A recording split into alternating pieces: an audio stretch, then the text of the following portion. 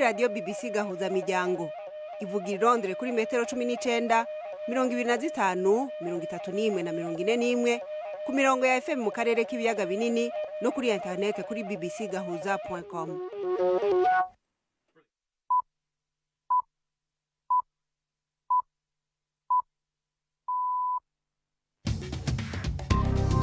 Ubu ni isaha 10 n'igice ku isaha mpuzamakungu ya GMT, isaha 12 n'igice mu Rwanda no mu Burundi. Muri kumwe na Florentine Kwizera. Ndabaramukije kandi ndabahaye ikaze mwese abakunzi ba BBC gahuza miryango. Turi ku munsi wa gatanu itariki 13 z'ukwezi kwa 12 muri 2024. Izi ni zimwe mu ngingo zigize ikiganiro cacu. Muri Syria uno munsi bari mu birori byo kwigina itembagazwa ry'ubutegetsi bwa Perezida Bashar al-Assad. Mu Burundi muri kano kanya bari mu birori byo gusozera isekeza ryo gumurika amasinema cankereresi yakozwe n'abarundi nyene ryamariba buri mwaka festival, ariko uyu mwaka ngo ntibaronse abanyamahanga baza kugitabira ku mpamvu kubera uburyo bwabaye buke bumva sinasho gutumira nyine nahora ndumira abanyamahanga kuko ibyo biraheza bigafasha abakora amarerisiyo ngaha bakaza barahiganwa n'abo hanze. Intumwa idasanzwe y'Ubwongereza mu karere k'ibiyaga binini Tiffany Sadler ari mu Rwanda aho yageze avuye mu gihugu kibanyi ca Kongo, akaba yavuze yuko afise icizere ku mubonano wimirije ku munsi w'Imana hagati y'abategetsi b'ivyo bihugu vyompi uzoshika ku mwumvikano w'amahoro. Mu Rwanda nyene Perezida Paul Kagame yatanguje ku mugaragaro inama y'inteko rusange y'ishirahamwe mpuzamakungu ry'umukino wo gusiganwa n'imodokari Formula 1. Muravyumva mu makuru yacu y'inkino, ndetse tubafitiye nabaza muganga ku ngwara y'igisukari ifata abakenyezi bibungenze. Iki kiganiro gihagarikiwe na Mark Niyonkuru.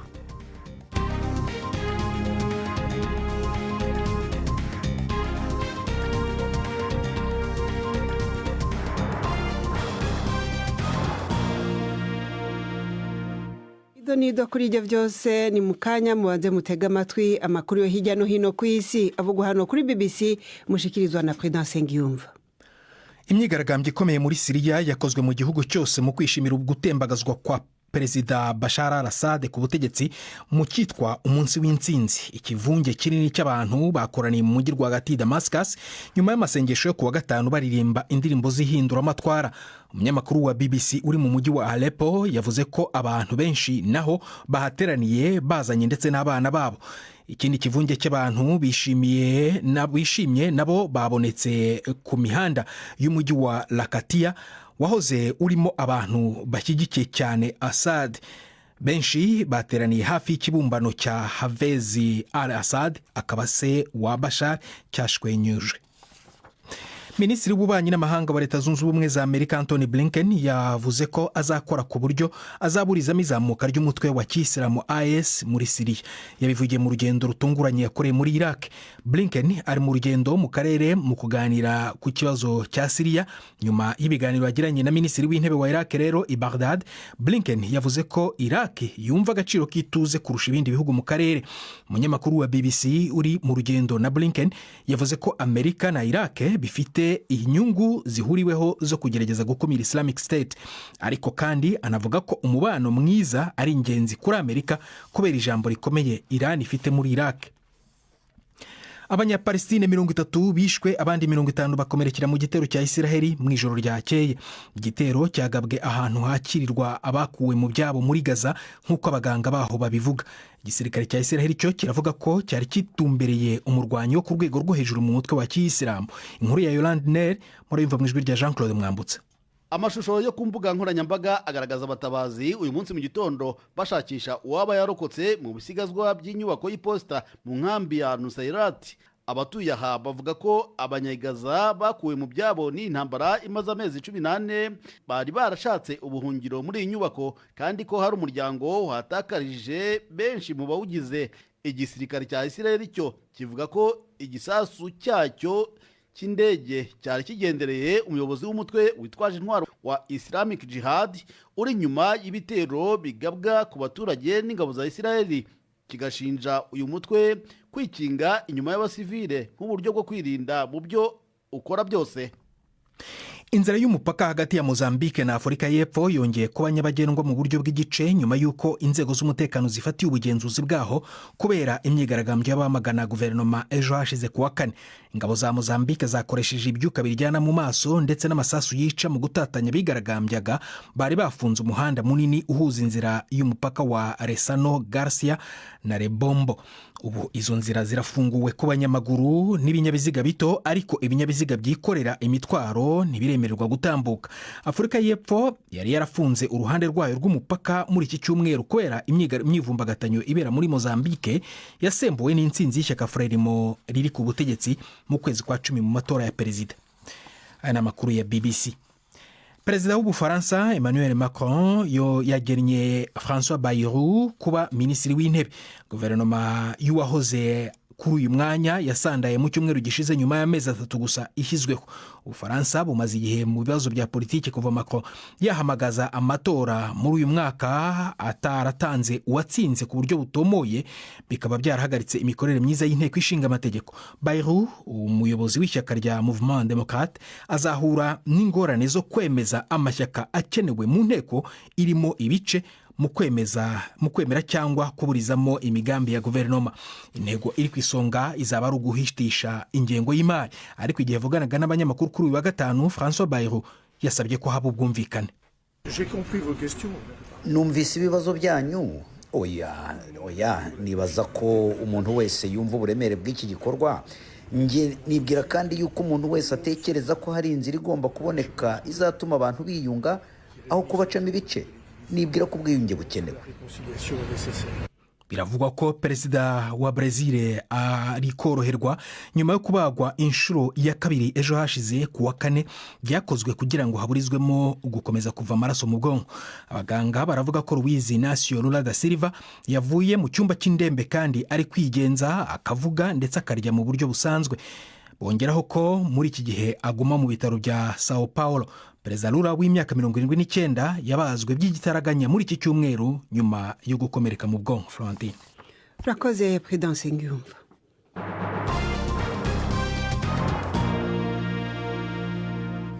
Nongeye kubaha ikaze mu gihe hitezwe ibiganiro hagati y'abakuru b'u Rwanda na Repubulika ya Demokarasi ya Kongo. Mukuru w'Imana, intumwa idasanzwe y'Ubwongereza mu karere k'ibiyaga binini ngo yizeye yuko bizogera ku masezerano. Madame Tiffany Sadler yaraye ageze mu Rwanda avuye Kinshasa, aho yavuze yuko yiteze ko ibiganiro bya Rwanda bizohosha ubushamirane buriho muri kino gihe hagati y'ibyo bihugu byombi. Iyi ntumwa y'Ubwongereza yabwiye abanyamakuru muri iki gitondo ko ibi biganiro bikenewe cyane kugira ngo imigenderanire yongere kunaguka ndetse n'abakuwe mu byabo bashobore kubisubiramwo. Ibi nivyo iyo ntumwa yatangaje mu kiganiro yahaye abanyamakuru. Mugenzi wacu Jean-Claude Mwambutsa akaba yagikurikiye. Mu kiganiro yahaye abanyamakuru muri iki gitondo, intumwa idasanzwe y'Ubwongereza mu karere k'ibiyaga bigari Madame Tiffany Sadler yagaragaje ko afite icyizere ko ibiganiro hagati ya Paul Kagame na Felix Tshisekedi kuri iki cyumweru bizagera ku masezerano. Yavuze ko icyizere agishingira ku bushake n'ubunyangamugayo yabonanye bamwe mu bo bamaze kuganira. Tiffany Sadler avuga ko yageze mu Rwanda yinjiriye ku mupaka wa Goma, ngo akaba yariboneye ukuntu umupaka ufitiye akamaro impande zombi, nyamara urwikekwe rukaba rutuma abantu batisanzura uko bikwiye. I am hopeful that the Luanda process will come to some. Mfite icyizere ko inama ya Rwanda izagira imyanzuro igeraho ko hazabaho amasezerano. Ndabizi neza ko ari intangiriro, ariko ni intangiriro y'ikintu kizima. Ubwongereza bushyigikiye ibihugu byombi muri ibi biganiro kandi buzakomeza kubiba hafi. And I hope very much that some agreement will be reached. But I think it will be the start. Ubwo nageraga ku mupaka mvuye muri Kongo, nabonye urujya n'uruza rw'abacuruzi n'abaturage basanzwe. Ubucuruzi nk'ubu nibwo buzahungukira mu gihe haba habayeho amasezerano y'amahoro.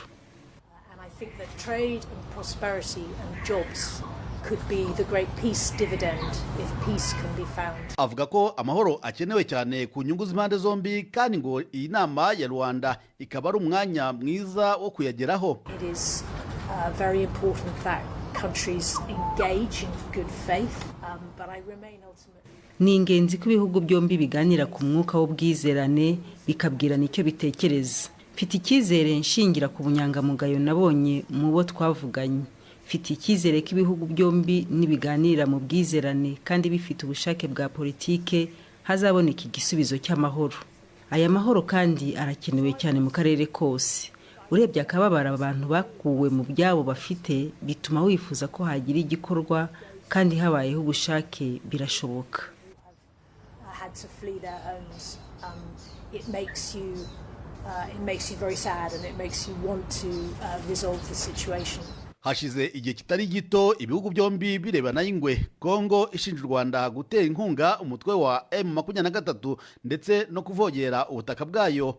U Rwanda rwo rwakomeje guhakana ibi byose, ahubwo rukavuga ko Kongo ariyo ishyigikiye umutwe wa FDLR rushinja guhungabanya umutekano warwo ibifashijwemo n'ubutegetsi. Si ubwa mbere intumwa z'ibihugu byombi zihura zifashijwe n'umuhuza ari we Angola. Jean Claude Mwambutsa, BBC Gahuzamiryango, i Kigali. Turasubira i Kigali mu makuru y'inkino, ariko tubanze dukubitire mu Burundi aho uno munsi ari isabukuru ngarukamwaka ryo kumurika amareresi Festicab yari maze iminsi 6 rirangira.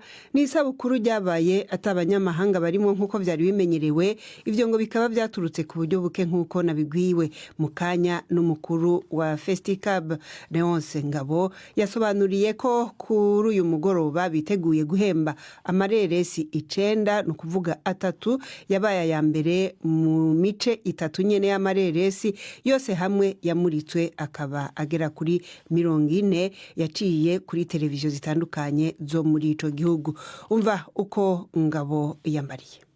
Dufise ubwoko butatu, arico twita amareresi maremare, long métrage de fiction, mu Congereza ni long feature film, hanyuma tukagira amareresi twita short film, n'amareresi yerekana ibisanzwe byahabaye bita documentary. Zose hamwe zirashika 40. Mukaza guhemba zingaho no munsi? Uyu munsi tuza guhemba izishika 9, mbere nizirenga. Iyo mvuze 9 nukubera ko twoma tuvuga 3 za mbere mu mugumwe umwe, ariko hariho n'andi maseka duca duhereza ku buhinga bunyuranye, ari bimwe twita bajya cameraman cyangwa abafasha amajwi, cyangwa tugafata the best female role cyangwa the best male role, kugira ngo bose dushobore kugira ngo tubahingura bazuze buri mwaka bahingura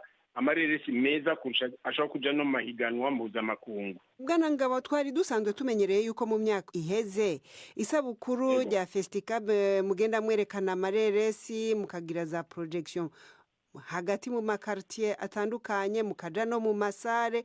Kubera iki uyu mwaka mwahisemwo kubikorana n'amateleviziyo aho gukoranya abanyagihugu mukabereka? Hari bituma bibiri. Ubwa mbere na mbere nuko muri iyi minsi hariho bisa nuko ari ingorane za bene gihugu zo kuronka ibiduga biza birabunguruza.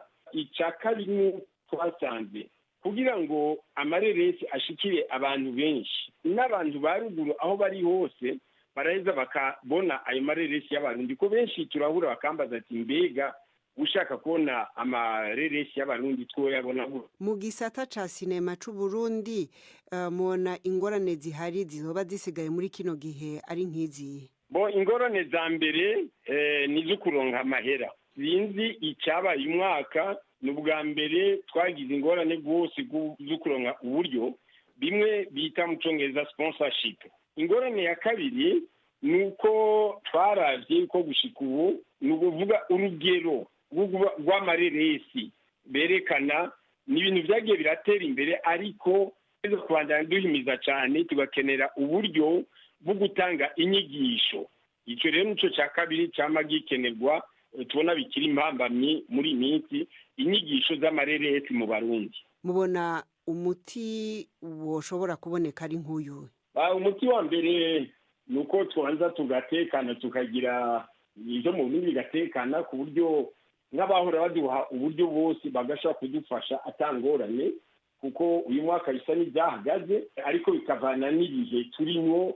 Nibaza yuko byatumye hari ingorane. icya kabiri kubera uburyo bwabaye buke urumva sinashobora gutumira nyine nahora ntumira abanyamahanga kuko ibyo biraheza bigafasha abakora amareresi yo ngaha bakaza barahiganwa n'abo hanze na tekiniki bakoreshe kugira ngo mu myaka ikurikira baze bararushirizaho ibyo bakora. Icya gatatu novuga ni ikintu tukiri ko turayaga nyine n'ababijejwe muri leta ingene boza barafasha cya kintu bamavuga copyright ariyo droit d'auteur kugira ngo umuntu yahinwe ikintu ciwe azoze aramura ivyamwa by'ibyo yakoze bitagoranye. Leonce Ngabo arongoye Festicab. BBC gahuza miryango isahimira buri minota 15 mu karere k'ibiyaga binini.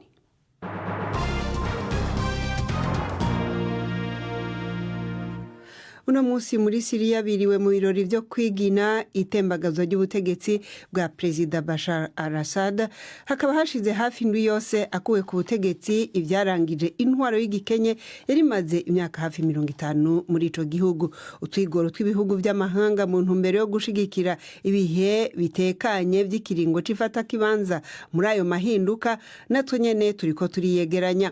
Inkuru ya Barbara Plett asha mwishikizwa na Jean-Claude Mwambutsa.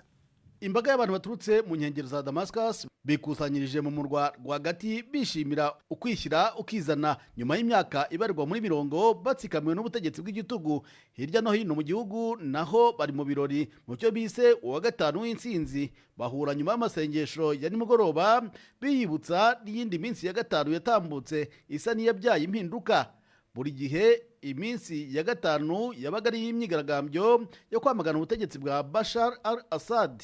Iki nicyo cyamaze ubwoba abaturage batatinyukaga kuvuga, kibafasha kuvuga ikibarimo. Kuri ubu barasakuza kandi baririmba batwaye n'umunezero, ariko ntabwo ari bose. Abari bashyigikiye ubutegetsi baratinya ibikorwa byo kwihorera, banyamuke bagatinya ubutegetsi bushya bw'intagondwa zitsimbaraye ku myemerere ya Kisilamu. Gusa kugeza ubu inyeshyamba ziratanga ibimenyetso by'icyizere, zishishikajwe n'isimburana ku butegetsi riri ku murongo.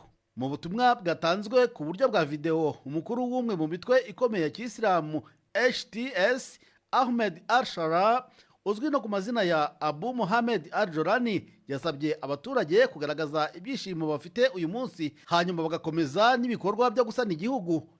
Bismillahirrahmanirrahim.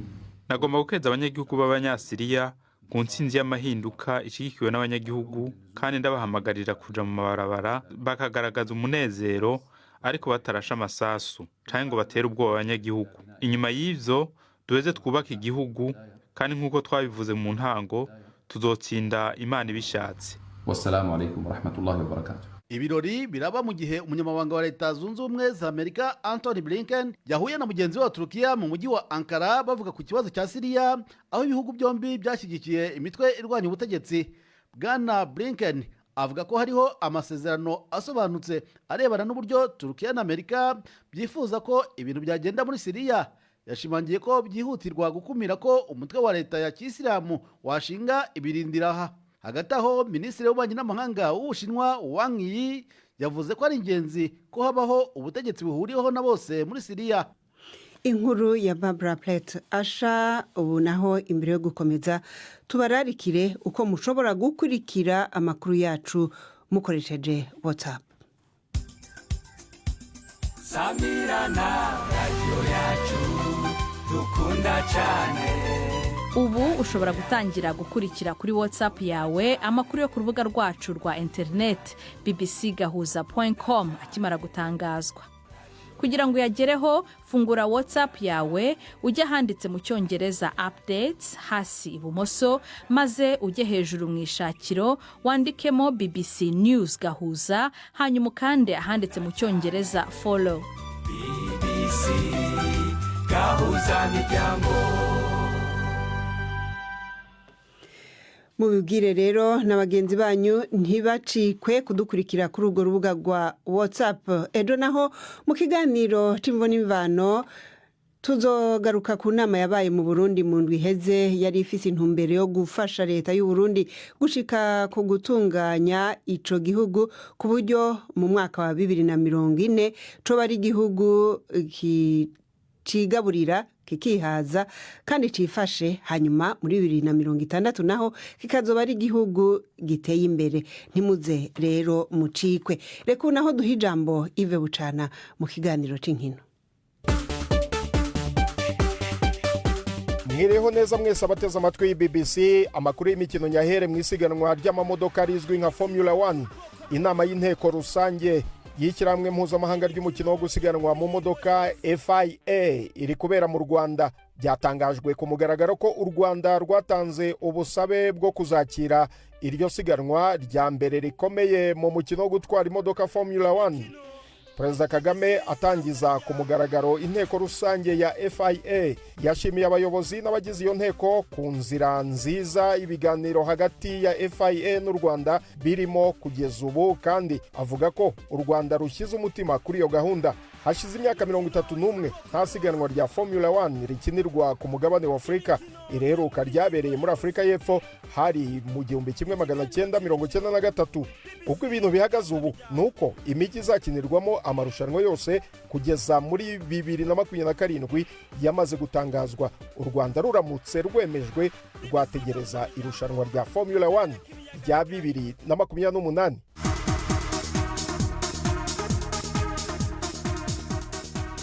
Tujye mu gihugu cy'Ubwongereza. Shampiyona ya English Premier League mu mpera z'icyumweru irakomeza.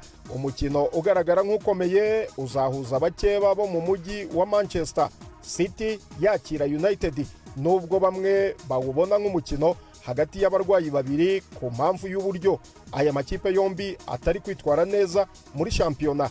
Ibindi reka tubibwirwe na Prudence Ngiyumva. Mu mikino 6 Manchester United iheruka gukina na mukeba wayo City yatsinzwe 5 muri yo ku murundo w'ibitego 18. Ntibitangaje rero kuvuga ko umukino wo ku cyumweru ushobora kuba intsinzwe ya 6. Ariko umupira w'amaguru uhinduka nk'ibicu, cyane cyane iby'ikirere cyo mu majyaruguru y'Ubwongereza. Mu mikino 10 umutoza Pep Guardiola aheruka gukina mu marushanwa atandukanye yatsinze umwe rukumbi, ibintu bimeze nk'igikuba ku mutoza ubonwa na benshi nk'uhiga abandi muri Premier League. City iri ku mwanya wa 4 ku rutonde rwa shampiyona, mu gihe United ihimbwa amashitani atukura ari ya 13. N'umukino wa mbere wa derby ku mutoza Ruben Amorim, kandi rero ku bibazo by'imvune byabaye karande kuri City ashobora no kuba uwa mbere uhinduye amateka y'ingendo za United kuri Etihad isanzwe itahamo amaramasa. Ejo kuwa 6 Arsenal izaba yakira Everton ku gicamunsi. Ntibizwi niba myugariro Ricardo Calafiori cyangwa Alexander Zinchenko bazagaragara muri uyu mukino nyuma yo gusiba Monaco muri Champions League kuwa 3. Cyakora umutoza Mikel Arteta yabwiye abanyamakuru kuri uyu wa 5 ko Gabriel Magalhaes nawe wari umaze igihe mu mvune yashoboye gukora imyitozo. Intsinzi ya mbere y'umutoza Sean Dyche wa Everton yayikuye kuri Arsenal mu kwa 2 kwa 2023. Kuva icyo gihe ariko abakinnyi be ntibarongera kurunguruka mu mazamu ya Gunners. Fulham yo izabiri kuri Stade Anfield guhura na Liverpool yo urutonde rwa shampiyona mu mukino umutoza Arne Slot ashobora kongera kubona Diogo Jota na Federico Chiesa nyuma y'imvune bamaranye igihe. Ariko myugariro Ibrahima Konate na Conor Bradley baracyari mu mvune. Kuri yo saha imwe Newcastle izaba ikina na Leicester City mbere y'uko Nottingham Forest yakira Aston Villa ku mugoroba kuri Stade City Ground. Ni mu gihe Chelsea izakira Brentford i Stamford Bridge mu ijoro ryo ku cyumweru, naho Tottenham Hotspur izaba yerekeje mu mujyi uri ku cyambu cy'amajyepfo y'Ubwongereza gukina na Southampton, ikipe ihimbwa abatagatifu ariko yicaye ku mwanya wa nyuma. Ayo niyo y'imikino nabahitiyemo uyu munsi. Gendi Yves Bucyana. Urakoze Yves. Unaho ijambo ni rya Yvette Kabatesi muri baza muganga.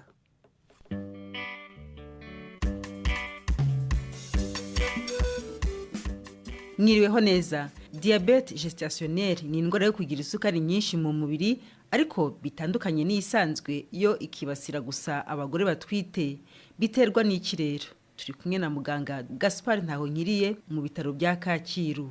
Eko iyo ndwara ya diabete y'abasamye birazwi kuva kera, ariko igihambaye nuko tubona ko uko imyaka yigira imbere niko n'abayigwara baba benshi. Kuranga mu bihugu byose byo ku isi iba nyinshi. Nukuvuga ko ari ikintu cyo gukurikiranira hafi, kuko nkuko tuzakubibona igira ingaruka nyinshi, ariko kuri uwo mubyeyi cyangwa ni kuri uwo mwana cyangwa abo bana bari mu nda yiwe. Muga iterwa n'iki rero kugira ngo umugore utwita agire iki kibazo cy'isukari? Gushika ubu umuntu yavuga ati inda ubwayo muri umuntu yasamye ituma isukari mu mubiri idayungururwa neza nkuko biba ku muntu atasamye. nuvuga ko inda ubwayo yigirira ingaruka kuyungurwa kw'isukari mu mubiri w'umuntu. Nuvuga ko hari ikintu kijanye nuko yasamye, ico nta muntu ashaka guhindura. Icyo ni cya mbere. Hanyuma icya kabiri, hariho abantu bari mu mugwi bagira ibyago byo kurwara indwara, nuvuga bita facteur de risque, zo umuntu arashaka kugerageza akazihindura kugira ngo yangwara igabanuke. Facteur de risque ni zikurikira zihambaye, ni imyaka y'uwo mama mu gihe yasamye, yamaze kugira ku myaka 35, cyangwa yari mu mama asanganywe ibiro byinshi, cyangwa no kuvuga aba mu muryango w'abasanzwe bagwara diabete, cyane cyane kuri wa muryango wegereye, no kuvuga abavukana cyangwa ababyeyi biwe, nabyo bimushira muri wa mugwi wabagira ibyago byo kurwara iyo ndwara. Biza umubyeyi afite wenda nk'inda y'amezi angahe? Mu bisanzwe iyo yasamye atari yayisanganywe, kwa muganga tuyisuzuma neza cyane hagati y'amezi 5 n'igice na 6 n'igice. Aho niho yigaragaza kwa mama benshi.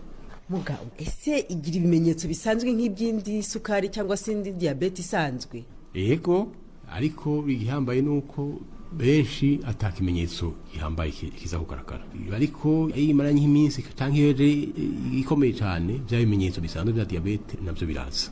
Ariko cyane cyane tukabona ibindi bimenyetso igaragara kubera yasamye, cyane cyane ari kwa gundi umubyeyi bamukurikirana akabona hari umwana aryamye mu nda, maze yabaye menshi cyane, cyangwa ugasanga ibiro by'umwana biba byinshi cyane bikarenga ibipimo by'abandi bana. Kenshi nivyo usanga ari ibyo bimenyetso byonyine, atakindi kimenyetso na kimwe kindi kigaragaza yuko arwaye diabete. Icyo gihe rero ntibigira ingaruka ku mwana se cyangwa ku mubyeyi?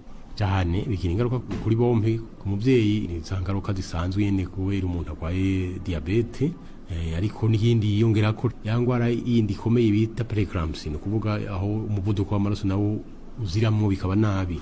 Abamama barwaye diabete bagira ibyago byo kurwara iyo preeclampsia irenze ku bandi. Hanyuma inyuma y'ibyo hakaba n'izindi ngaruka zishobora kuzana, kuvuga ko wa mwana nk'uko twabyumvise kenshi aba munini cyane, mu gihe cyo kumubyara biraza gutuma umumama ashaka gukomereka kugira ashobore gusohoka, bigatuma anabagwa.